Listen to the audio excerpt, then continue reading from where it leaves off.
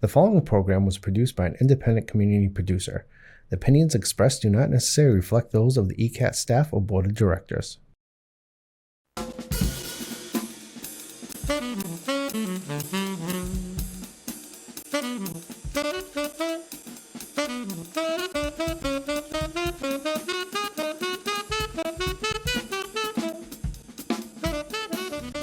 Good day, ladies and gentlemen, boys and girls, residents of Easton, friends and neighbors. This is Bill Ames, the co-host of the Film Connection. We are in our 22nd year, bringing people, residents of Easton and surrounding towns, to your living room via the TV to talk about their accomplishments or desires or dreams in the world of media.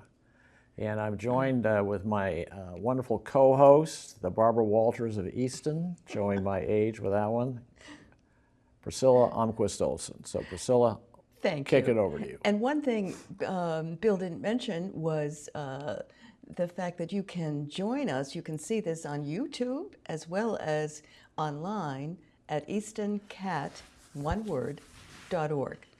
And so you don't have to, if you don't get cable, you don't have to see it on TV. You can see us directly online. That's great news, Priscilla. Yeah, news to you, Bill. Okay, so today we are so happy to welcome Jonathan Cortizo, who goes by John, and he is one of the outstanding students of the famous and well-known and renowned Ed McDonough of the Canton High School. And John, I believe, Bill, you told me, was one of our first winners. He was a top winner when he competed in the Hockomock Film Festival. Yeah. Remind us what your production was, Jonathan. It was The Escape back in 2007. What was it? Escape from Canton High School, or? It was a short film about a character escaping from the Galvin Middle School in Canton, Massachusetts to go to a barbecue on a school day that shouldn't have been happening so we could see a girl. Like, only to find that the barbecue had been dispersed by the police. So you were playing hooky. Yeah. Playing hooky. Yep. Yeah. Well, you've come a long, long way, that's for sure, in your interesting journey. So you're speaking to us today, you said, from Los Angeles.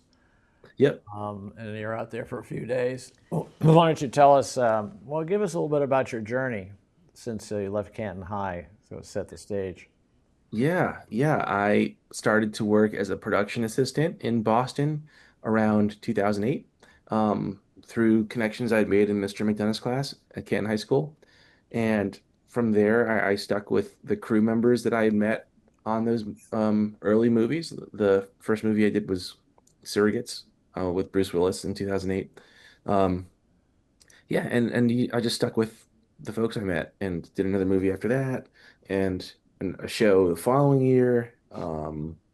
Eventually, that brought me to New York City on The Good Wife, where I worked as a camera assistant for a number of years. Worked on a camera assistant on other shows in New York for a bit. And then in 2017, I ended up working as a freelance director of photography and video editor for full time. Wow, Good Wife, The Good Wife, that was one of my favorite shows. Yeah, it was a good one. Very well written, very well acted. Yeah. Really cool to be there as a 20 something and to see that up close. And what did you pick up from that show? What sorts of skills?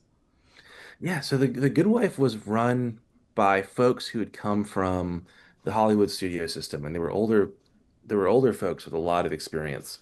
And our director of photography had shot Hoosiers and October Sky and Autofocus and a number of great Hollywood movies from the 80s and 90s, and our showrunner, Brooke Kennedy, had worked with Michael Mann on Miami Vice, and she did a number of scripted television shows for major networks.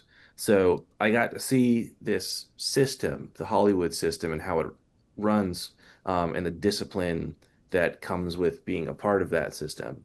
I got to see that up close before streaming took off, and it's just the work that's available to us, to people my age, It tends to be more in the digital space, and it's a bit harder, I would say, for the average probably person in their 20s or 30s to find a job that operates in that old studio system. So I was very fortunate to see a way of doing things that had been, first initiated at the very start of the Hollywood system. Um, and that discipline and that approach is really useful in the space I work in now, which is mainly digital video content, because it provides me with a sense of organization and a skill set to keep my crews and myself organized. Um, and it's just, yeah, it was just a very fortunate place to be. So how do you mean by digital content? Sure, tell our audience what that is. Yeah, so you've got feature films, which are self-explanatory. They play in movie theaters, and you've got television shows, which are playing on your TV set and things like that. But digital content is a type of video content that lives mainly on the internet. So your favorite magazine, whether it's, I don't know, Newsweek or Elle magazine or whatever it is, they likely have a YouTube channel and a number of social media channels that exhibit video content that their teams produce that speak to the articles they write and the stories they're trying to tell. So that's the space I work in. I make video content that often complements articles that are being published by major magazines. Mm. And it's a space that did not exist prior to high-speed internet and in platforms like YouTube. And it was especially accelerated by Facebook video in the 20 teens and social media platforms like Instagram and TikTok in the last few years. So, So do you deal with major motion pictures, or are you basically digital Facebook type social media? yeah, most of my income comes from video that lives on the internet. I still keep in touch with the folks who I worked with on TV shows and movies. Um, that work is tougher to find due to a number of factors. Um, a lot of the movies and TV shows that are scripted are not necessarily centralized in New York and LA as they were a decade or so ago. A lot of those productions are being spread out to different parts of the country and different parts of the world. Um, and there are a number of other factors that I'd have to fact check before I kind of prophesized. But there are a number of I reasons wouldn't why. worry about it too much. We're easy on this show. Yeah, they're just it just when I came out of college, I graduated from college in 2011. There were tons and tons and tons of scripted studio television shows occurring in New York City because of the rise of streaming and um, uh, feature films were still, being distributed on DVDs. So you still had a number of these middle budget feature films um, that were being financed and seeing theatrical releases because they had that DVD sale uh, safety net to recoup their losses. Um, since the rise of the streaming boom, there's just been a bit less of that type of work in New York. We saw a lot of that work just kind of vanished during the pandemic, and then it came back, and then we had a number of strikes.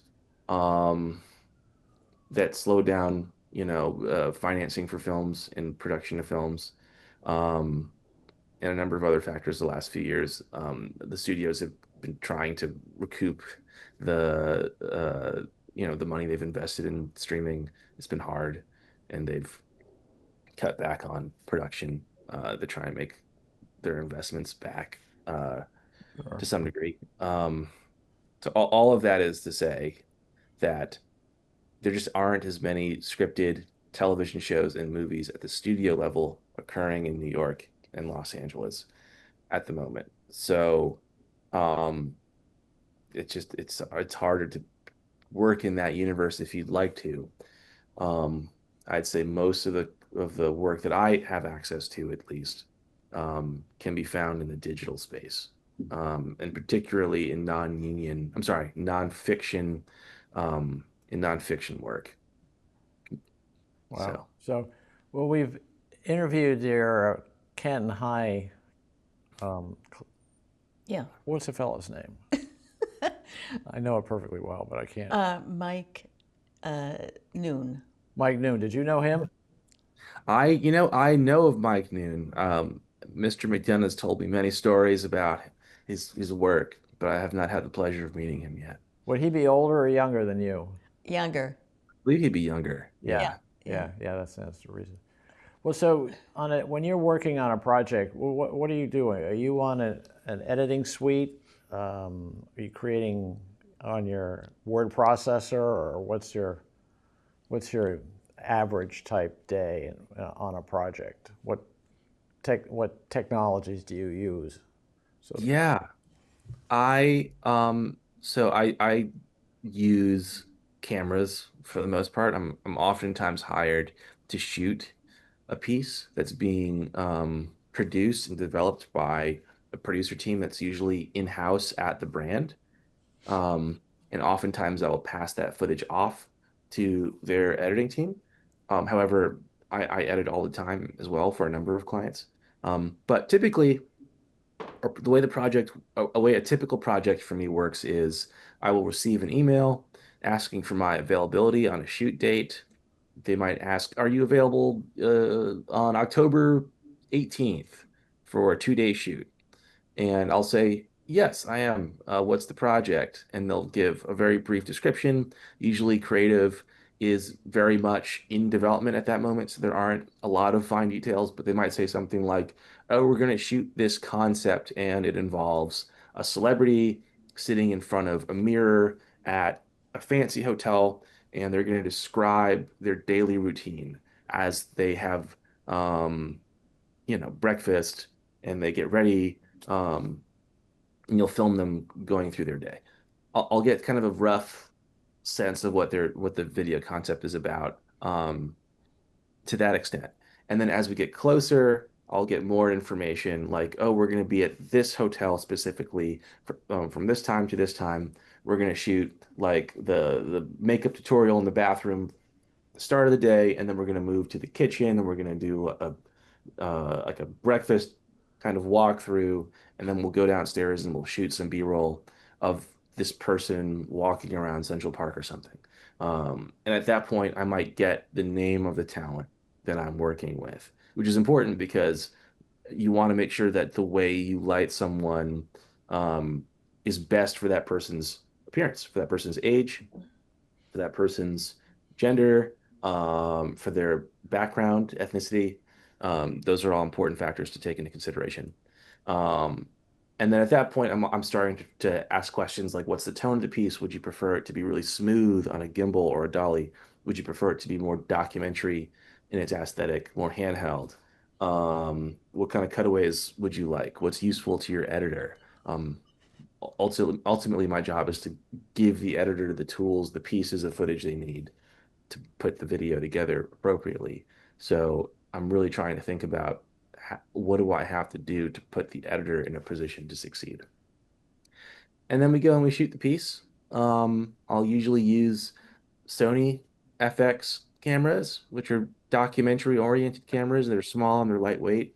I have a FX9, two FX6s, and an FX3, and I'll figure out what's the best way to, what's the best gear package to bring for the job. And then we'll go do the job. And when it's done, I'll hand the footage off and I'll try to signal to the client, I really appreciated working with you. And if there's anything I can do to improve the process next time, please let me know. Um, and I'll try to take a look at the footage I shot after I've passed it off, even if I'm not editing it, because you know, there are oftentimes the footage you are shooting um, is really good. Oftentimes it's really good, but there are areas of improvement. So I'm always trying to look at what I shot because sometimes, say you're filming someone in a verite scenario, and you feel like you're filming them for 15 seconds, you're getting a solid 15-second clip. If you're like if your mind is moving really quickly and the day is moving quickly and um, perhaps you're thrown into a scenario and you're disoriented and you're trying to get your bearings. Sometimes what feels like a 15-second clip is actually like a 6-second clip. Time moves differently when you're in the throes of a shoot. Again, especially if you're being thrown into it and you're getting your bearings. So I'm always checking to see if I'm cutting away from a moment too quickly when I'm filming a cinema verite moment. Um, because like a 3-second clip isn't particularly useful to an editor, especially if 2.5 seconds of that 3-second clip is like the camera trying to figure out what it's doing. So I really try to make sure that I don't develop the habit of holding the camera for too short a period of time on a given moment because it just makes the editor's life harder. So. Yeah, short little clip, sort of like a jump cut, right? Mm. Mhm. Yeah. Yeah, absolutely. And sometimes like a 15, 20 second, very simple frame that's steady. While it might feel honestly boring to shoot, is oftentimes the most useful piece of footage an editor can have. So what were the original, when I got into this as a sort of a hobbyist, we used to do 16 millimeter on Steenbeck machines, Hmm. editing on Steenbeck machines, which I have a sentimental attachment to. Yeah. Did Oh, you did you CMAX are ever great. did you do those Steenbeck machines? And Yeah. Learned on the Steenbeck at Emerson College. We shot Bolexes and SR1s yeah, and twos and yeah, first two student films at Emerson College were shot. I'm sorry, edited on the Steenbeck. Mm. you ever Um, heard of Stuart Cody? no. He was a supplier of Steenbeck machines. Okay. Oh, interesting. He had a office, a place in Somerville until he didn't because it was a gas leak and it blew up. It was Oh, really? terrible. Wow. Well, it was at night, so nobody got killed, fortunately. But Yeah. I ran into his brother who lives in Yarmouth, Mass, Mm, and he is a big. He worked for his brother Stuart. okay. Um, he has Steenbeck machines. He's like the number one supplier of Steenbeck machines on the Eastern Oh, United wow. States because there are. I think Harvard University still uses Steenbeck machines just as a teaching moment, so to speak. Yeah, I think yeah, a number of film schools, from what I understand, still use them to teach people how to conceive of an edit before you actually touch the tools. Yeah, because it Uh, puts your mind in a different place. Very different. Digi- Shooting film is great too. Digital is Uh, so forgiving, yeah, but 16 millimeter on a Steenbeck can be expensive. Yeah. very, very. Yeah. So I assume that you're doing continue to do in your whole career networking. And Yep. did any of the friends that you made in the very beginning, once you graduated college, are they still helping you? And are you still networking with them? Absolutely. Yeah, the classmates I had at Canton High School, at Emerson College, the fellow production assistants I met when I was a production assistant in my late teens and early 20s, camera assistants I knew in my 20s, all of the producers I've met along the way. You're part of a community. And I think if you're working a lot and you're paying your bills doing this thing, there's an understanding that you're part of a community and there's a reliance on one another. And you're checking in on people, you're listening to people talk about, how tough things are. Yeah, you're just I think the key is you're just being a good listener to folks when they feel like they have something to say and no one to talk to. I think that's probably the best networking. So And again, is there a bar in New York that you guys all go to? not Gather. particularly. It depends on where the person lives. If they're in one neighborhood, we'll try to find a bar on the middle that's off of the most convenient subway line for the both of us or something like that. Yeah. I also do a lot of Zoom catch ups with people as well. Usually Mondays at 2:30 or when I just do my networking Zoom calls. It saves a lot of time, which is great. Yeah. So, well, that's interesting. That's certainly key to any profession. Right. People you associate with, Yep. you're judged by that. So I assume that Emerson College, since its whole focus is film, basically, uh, encourages community after college. Absolutely. Yeah, Emerson College, you go there to study something related to the communications and all of those fields are related to your point in how significant networking is. Mm.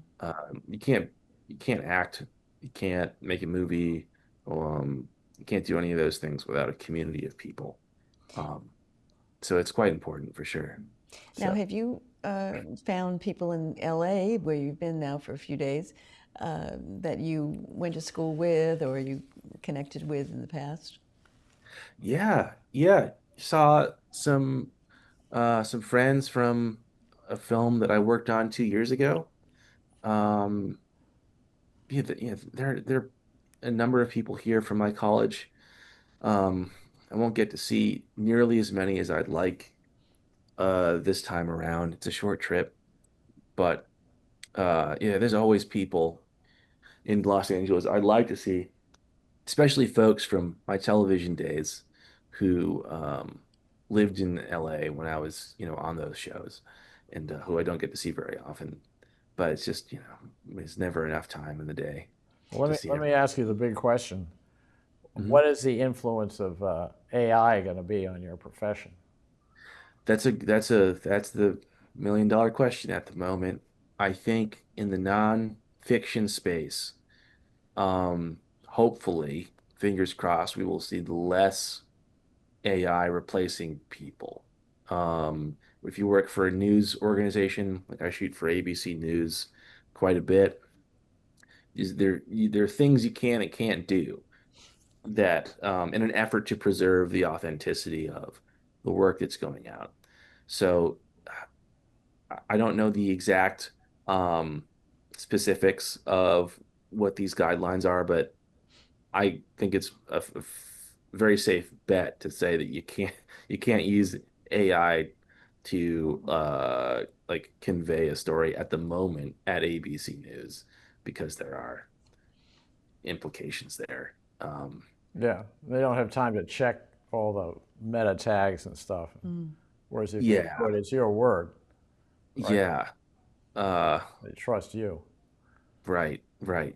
And I think we'll see more AI in the fiction space, um, because making movies is expensive, and there are young folks. I mean, folks of all ages, but if you're a young person and you know how to use AI and you don't have the resources to make a movie, but you know how to use AI, you might use that as a way of getting the movie in your head out into the world, or at least the idea of it, in hopes of generating funds for a practical shoot with real people and a real camera and things like that. Yeah, because we went from film to digital, and this is like going from digital to yet another. Mm. Incorporates everything else as it goes along. It does, yeah. And I think the great question is the great question is what how will people's tastes change over time?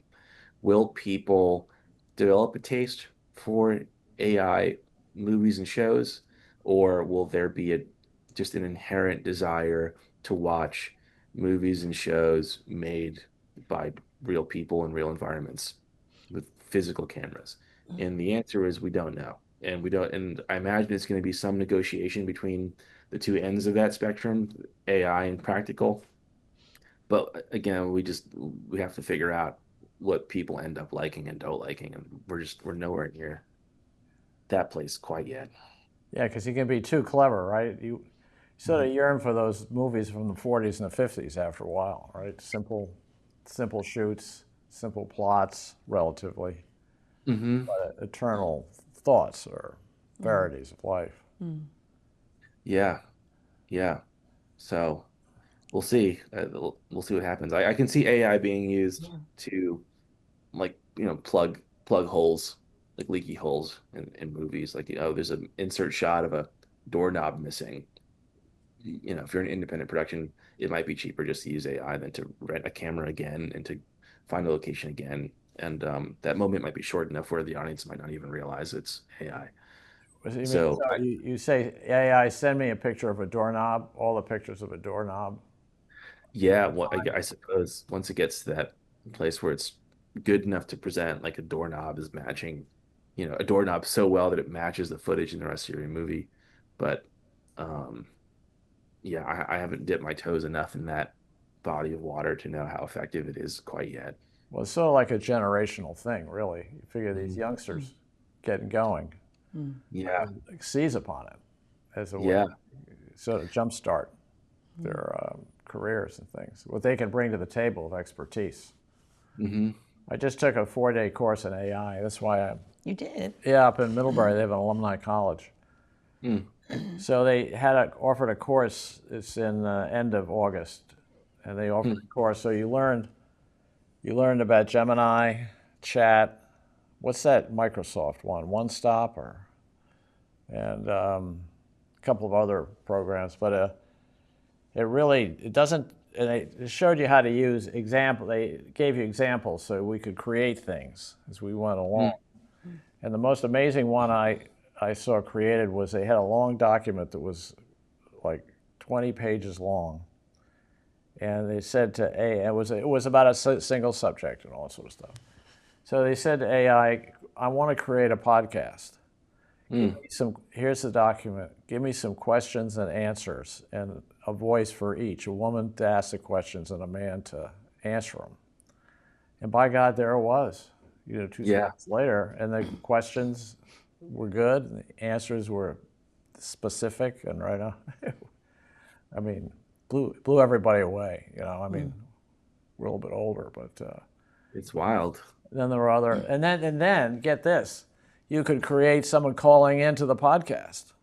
Really? Say now, AI, I want you to, create this caller calling in and asking a question in response to one of the specific, questions and answers. And there it was, perfect. It was just like freaking flawless. So tell us, you're in LA, and what's your mission out there? Well, this week I'm shooting the digital video component of a magazine cover for Red Magazine, and specifically the UK team.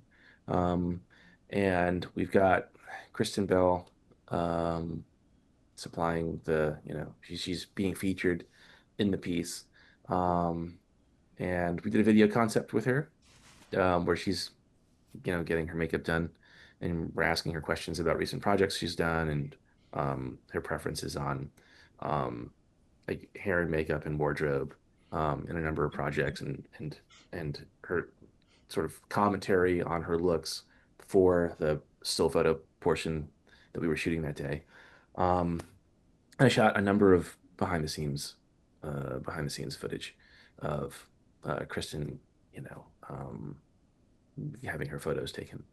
So, Who is uh, she? She like a model or something, or actress? Kristen Bell, she's an actor. Yeah, she's Yeah. she's known for lots of really strong comedic work. She's been around for a number of decades now. She's in her 40s. Do you know her? So Priscilla? Do you know her? Yes, I do. Oh, okay. Okay. I yeah, guess I'm yeah, not in touch. yeah, very, very talented, very effective comedic actor and just actor in general. But Yeah, yeah, yeah, yeah. So you went out to LA for a specific gig, right? I mean, yeah. Now, how yeah. often does that happen? That you're asked to take yourself out of Manhattan and go hither and yon? Yeah, it depends. There are some years when I'm on the road all the time, and there are others when for some reason I'm not on the road all the time. Um, this has been a particularly busy travel month. I was in Philadelphia right before this, came home for an evening, and then came out to California. Um, Tomorrow is my flight home, and I'm very excited to get home. It's as nice as it is to visit for a few days. Yeah, it's just New York is such a specific place to live. I've got a very specific routine that involves getting a bagel and walking around doing New York things that you just can't do elsewhere. So What neighborhood in New York do you live in? I live on Roosevelt Island at the moment, although I've Wow, spent, yeah, Where? most of my life in New Roosevelt York. Island. Oh, It's in the East River, right? Yeah, yeah. Yeah, my family's from Park Slope, so I lived there for the majority of my time in New York. Uh, but my wife, she lives on Roosevelt Island. Well, she lived, I should say, lived on Roosevelt Island when we started dating it, and I moved in with her. So I've been there for a few years now. So Um, is there a subway stop to Roosevelt Island, or did you have to take? yeah, there is the F train stops there, and it's easy for Kate to get to work. You know, she works at the New York Times, so she'll take the F train to 42nd Street and walk over from there. Uh, it's also very convenient for what I do because, I'm shooting in all sorts of different places, and it's very easy for me to get to Manhattan, and it's also very easy for me to get to Queens and Brooklyn. So it's a it's good. It's good for a freelancer. Wow, that's Yeah. interesting. So, looking back at Canton High, I mean, do you have any? Did you have any epiphanal moments that say, "I want to. This is what I want to do for the rest of my life"? Yeah, I just really enjoyed making videos, and the fact that Mr. McDonough's class existed, the fact that there was an academic um, sort of representation of video making led me to believe, oh, this isn't just a hobby. This is something that can be done beyond school. If I could do it to get a grade, there's no reason why I shouldn't be able to do it to get hopefully a paycheck one day. Um, so absolutely, and it was accelerated by McDonough's class.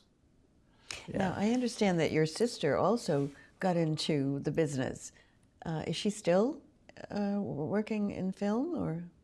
Yeah, yeah. She moved out to Los Angeles when she graduated from college, and she's been here since. And she has been a marketer for the studios ever since she graduated. So she's worked for Disney and for Netflix, and she's currently at Amazon. And she's marketing podcasts that are owned by Amazon at the moment. Yeah, well, we would love to interview her. You think you could help us with that? Oh, absolutely. I'm going to see them this evening. Yeah, So Good. the film connections. Thinking about them. Yes, oh, right. definitely, And definitely. maybe you could. I think I have some contact information for. It's Janet, isn't it? Oh, Lauren, Lauren. Yeah. Lauren. Right. I'll ask her. Absolutely, I'll mention that But for sure. I need current contact info. So if you could Yeah. send us that, that would be great. So she Yeah. entered the Hockomock Film Festival. Something about wrestling, wasn't Oh, yeah, she was? yeah. That sounds right. There was an interest of her wrestling, as I recall. Yeah, she was a nationally ranked high school wrestler back in the That's day. yeah. Really?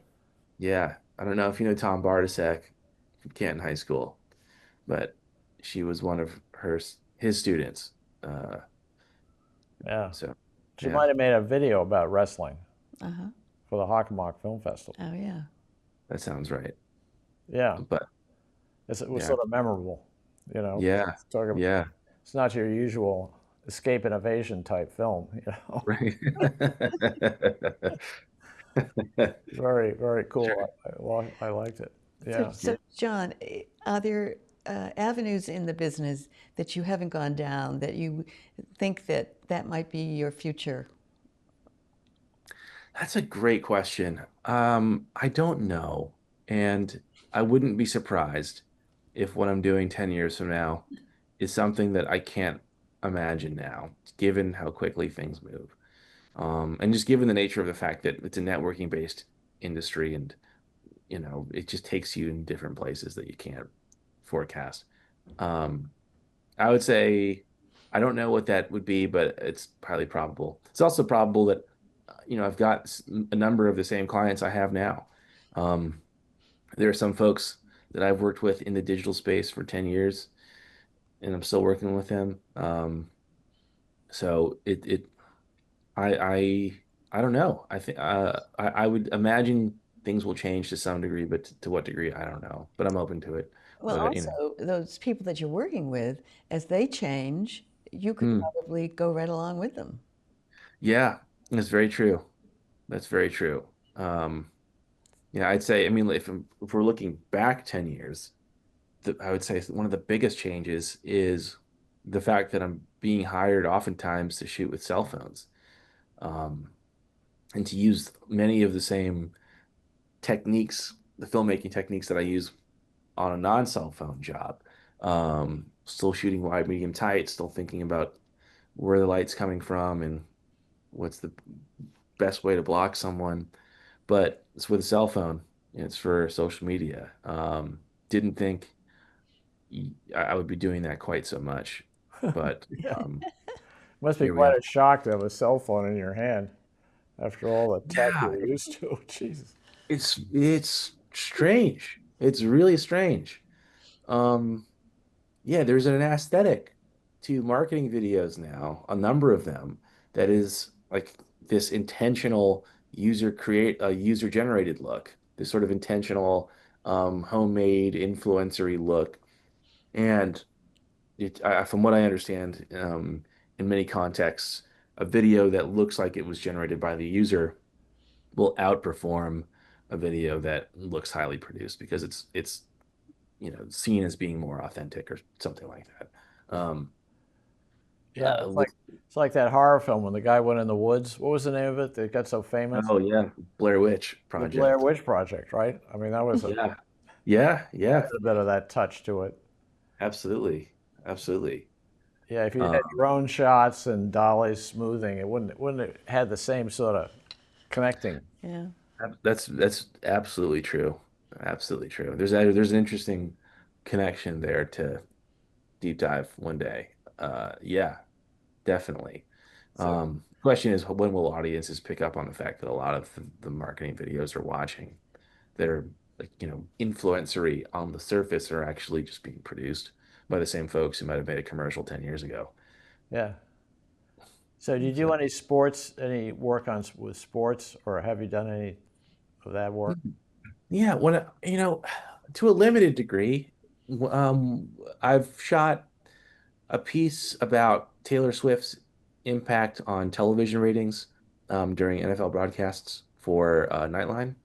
Um, and when I was in college, I volunteered as a score spotter for NBC Sports at the Deutsche Bank Championship on the PGA Tour, which is basically you wear a radio headset, and you're walking with, a pairing.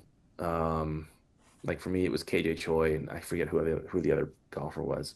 But you're on a headset and you're communicating with the graphics trailer, and you're telling them, "Hey, KJ's pulling 5 iron. Uh, I think we're like 220 yards out," and they might end up using that information to create graphics. Um, Well, it's amazing those golf tournaments. You have the line with the ball going way up, and Mm. it's must be a huge production to do something like the U.S. Open, or oh, huge.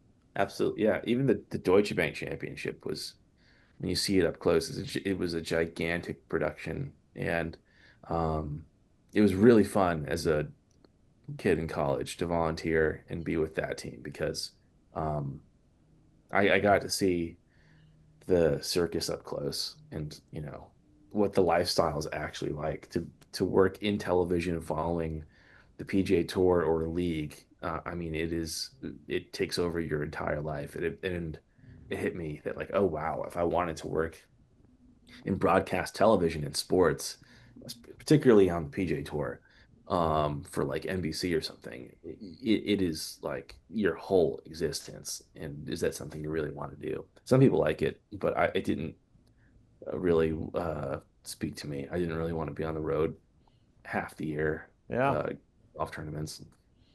Well, Kevin Uh, Friend, who we know in Easton, he has a show on NBC, the golf show. He does. Yeah, yeah, he goes around with different courses, and mm, he's not doing the big time pros, but people My mother and father used to watch golf. I thought they were out of their minds, but it's a wonderful, if you like golf, obviously it's a Mm. wonderful way to watch a sport because it's not so fast that you don't Mhm. know who's going on and what's happening. Yep. And some of these, like Rory McIlroy, I remember I was at the country club at the U.S. Open, and I happened to be right at the tee where Rory McIlroy was Mm.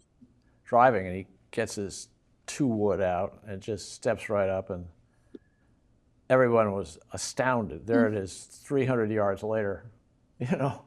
Yeah. So there's Yeah. something very dramatic about golf, like any sport that has its piece. Absolutely. And it's very character driven too. I mean, you watched, we followed Tiger Woods because of his story and the character that was Tiger Woods as it was presented to us. And same with Rory and Michelle Wie. Like these are people, and you get a sense of where they came from and what they overcame to get where they are and what their goals are. And you're watching this presentation of this person as a character, not unlike the way you'd watch a character in a show or a movie, and you become attached to them and you see the world through their eyes and they become a vehicle for exploring their world.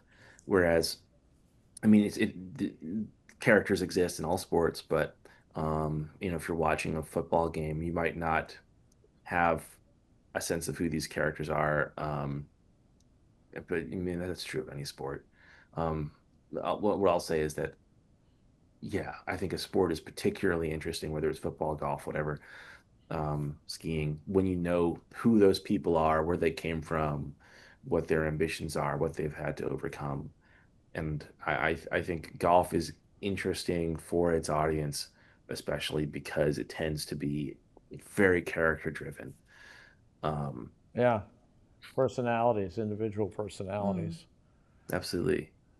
And they got some new golfers taking over, like in tennis. Next generation comes up. Yeah, but also it's just two players.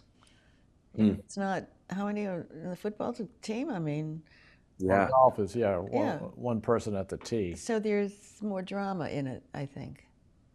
in a Yeah. different way. I mean, it's own. I guess yeah. How can somebody hit a ball so far, so straight, so consistently? I mean, it's pretty awesome when you think about it. Yeah.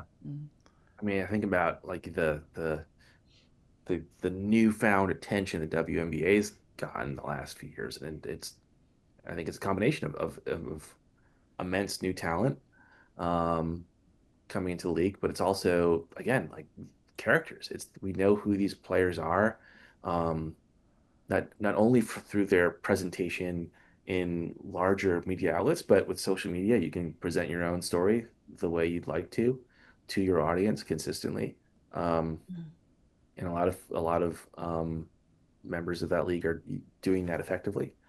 So you're not just watching the game for the game. You're watching it. Yeah, you're watching it for the skill set, but you're also watching it because you understand who Caitlin Clark is and what her goals Amazing. and ambitions are. It's amazing the influence she's had on that whole league to make it successful. Who knows? Yeah, And she gets in back and forth with these other ladies. You gotta wonder whether it's like pro wrestling, where there's an agreement ahead of time. Do a little, but not too much, because people get excited about it. People lose their tempers. It's like who they really are, boom, like that. yeah, it's interesting, especially with social media and how that plays into it. Yeah, I Um, watch reels on Facebook. Do you know what I'm talking about? mhm. Facebook reels. Yeah. That's the most addictive. I mean, I've watched more cranes putting up wind farms. Think about these guys walking on top of a 400-foot wind turbine, and the crane is 500 feet high. But, those animals, alligator being eaten by a rhinoceros, you know, Yeah. you don't know how much of that stuff is AI. You could pretty well spot the AI, Yes, you know. right. But the real thing is, it must be hugely popular. It's all, videos. Yeah. Yeah, it is it is effective. It's highly effective. So I at this point I don't have the apps fully loaded onto my phone. Like I work in that space, I have to have a sense of what's going on, but I'm getting to a place where I, the time we have is so fleeting and finite. Do I want to look back at the week and think, oh, I spent 5 hours staring at my phone? Like what else could my life have been Yeah. other than those 5 hours? And I'm starting to become acutely aware of that. Um,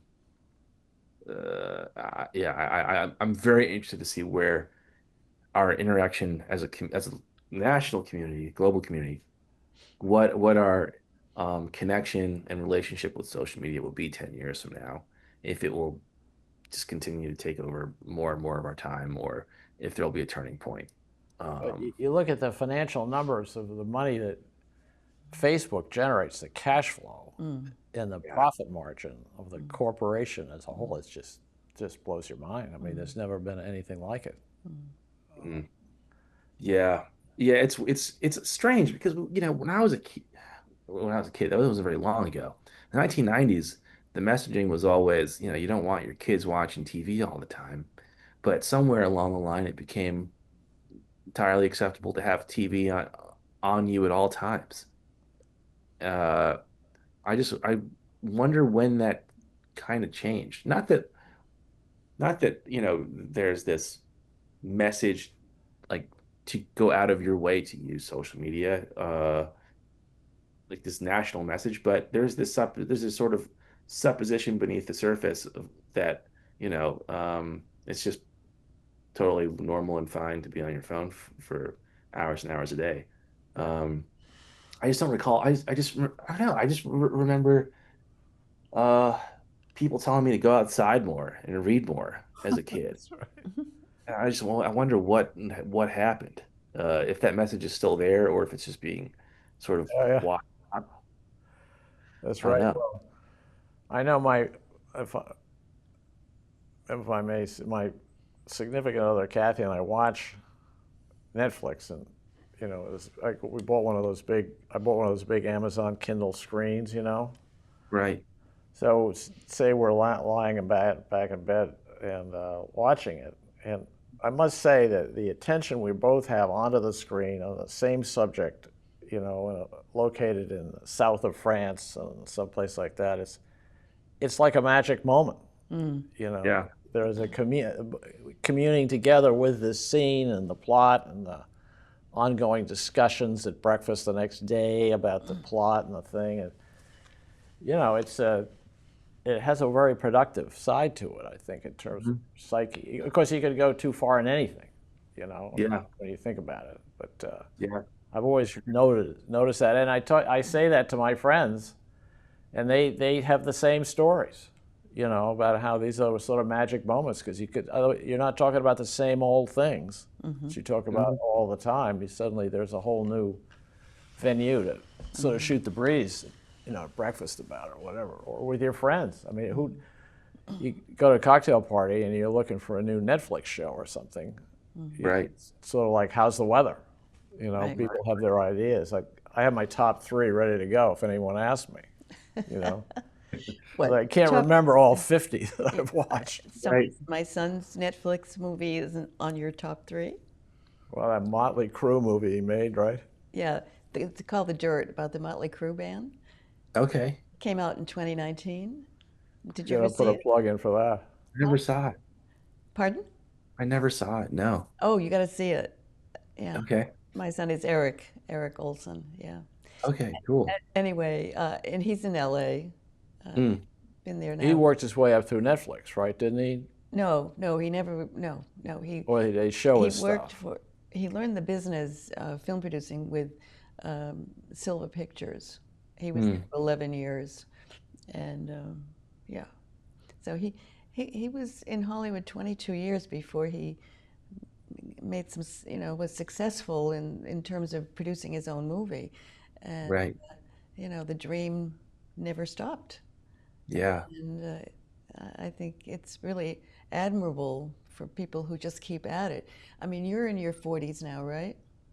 I'm 36. Oh, 36. Because you were talking about the 90s, so I thought maybe Oh, sure. Yeah. Oh, crazy. Um, yeah, but it's a long haul. Hmm. A lot of people don't make it, and even those people who spend years don't make it. But networking is important. Huge. My son says that is the key. Networking, who you know, establishing relationships with people that you didn't know and that you know. And people So of good reputations. I mean, you exactly. don't want to associate with, people Right. who are not Yep. both feet in the game. Right. That's Right. what Andrew, was that book, How to Profit and Grow Rich by this guy? Oh. Andrew Carnegie sponsored in the 30s. Napoleon Hill. It's a Uh-huh. famous book. And that's what he says is crucially important for all these people he interviewed that made a tremendous amount of money or were tremendously successful. They always would say it's the quality of your network, what Hmm. you can give to it and what it can give to you. Mm-hmm. Because mentoring is a natural instinct that people have. If you see some younger guy who you can help out, because Mm-hmm. people helped me out, Right. you want to pay it forward. Exactly. Because I think it's a very natural human instinct. Mm. And I bet Absolutely. that's what kept Eric going all those years. Sure. And now he's a mentor. He has currently 3 interns. And, he was an intern originally with Silva Pictures. Um, Hmm. but now it's not something you do physically, you do it digitally. Hmm. You become an intern digitally. It's Yeah. not something you You do mean face to face. remotely? Remotely, thank you. Yeah. Yeah. Remote interns. Remotely, yeah. Remote. Yeah. Yeah. And so times do change and you have to go with the flow. Yeah. Abs- Yeah. Absolutely. Yeah. So what do you dream about for your future? What's your vision? Right. Yeah, that's a good question. For me, it is,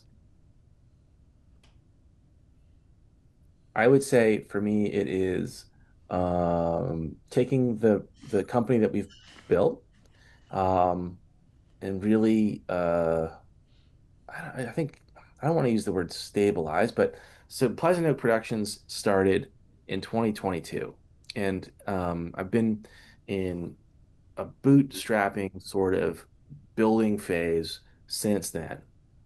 We've been investing and building this thing up into a company that a producer can call and rely on if they need video services, particularly video services that involve working with celebrities and high profile folks with very little time to prepare. Man, I have this ask from my boss to shoot this video, about Tilda Swinton tomorrow at her apartment. And who am I going to find who has 3 cameras for a seated interview and lights and the ability to shoot like cool looking B-roll footage? We can do that.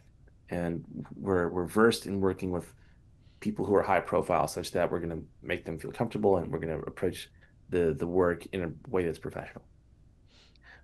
That's the thing that I've been building up for the last 3 years, and it's been great. And this year is our break-even year. We're going to recoup, the money that we've invested into it. I would love to spend some time, hopefully, if it's possible, spend some time focusing on just improving our processes without having to invest quite so much in gear next year. We have the tools we need. Um, I'd love to just, put money in our bank account and find new ways of investing it that aren't necessarily buying more cameras and tripods and lights. Um, so that's kind of what I'm thinking about right now. And I think it's, um, as far as long-term vision is concerned, I know that I really, really enjoy hiring people and giving people work, and creating connections for the people that we hire and a space for people to socialize at work in a healthy way. Um, that I like. As far as what the company is doing in a nuts and bolts way, with the products we're delivering 10 years from now, um, if the industry stays where it is, I really enjoy doing what we're doing, and I would love to take on larger budget and scale, branded videos, videos that are akin to commercials. I love shooting and producing story-based pieces, longer form documentaries and scripted pieces and things like that. Um, but I also understand that technologically our industry is changing quite rapidly, and um, the types of things that I used to watch as a kid, um, to some degree are around, to some degree aren't. And 10 years from now, the things that people are watching right now might still be around, or they might not, and we don't know. So I'm more concerned with getting a sense of where things are going and how people's viewing attitudes are changing, and how clients' budgets are changing such that we can adjust to operate wherever the industry is, um, which is different than what, a lot of us from the 20th century were probably taught as kids, right? We were probably taught have your eye on a very specific job or business function decades from now and let that be your North Star. But with the way technology is shifting, video and movies are shifting so fast. It's almost, from my point of view, it is equally, if not more significant, to be concerned with understanding the ways in which things are changing and to find the willingness and the ability to change your way of doing things as people's tastes change and as the industry changes. Um, because the fog of war is so thick, you cannot see where things are going to be 18 months from now, much less 10 years Well, from now. it's to your credit that you're flexible and that you're willing to see the changes and adapt. And that's one of the most important things I think one can do in any profession. So, So do you have a trade magazine you read every week about the tech and everything that sort of gives you some resource? Yeah, yeah, I'll look at American Cinematographer and ICG and the couple of the old classic magazines Yeah. where things are going in the film business. Well, Jonathan, this has been a wonderful follow-up. We talked to you, about a year or so ago, I think it was, and Yeah, I think yeah, it's a pleasure to revisit I your know. career. Yeah. absolutely. I always love these conversations, so feel free to reach out anytime. And a lot can happen in a year, as you Like, mentioned. So we only have about a minute left, and so we want to thank you so much, John, for appearing on Film Connection and enlightening us with what you're doing and what the future holds in the film industry for you and for our listeners. So thank you for joining us. Thank you very much, Bill? Jonathan, and don't forget to get a hold of your sister tonight and ask her to be in touch. sounds good. Will do. Thanks. Getting her on the show. And safe trip home tomorrow. I appreciate it. Thank you so much. Thank you. Take care. Bye-bye. Bye. So, closing words? You say the closing words. That's the way it was. That's the way it was.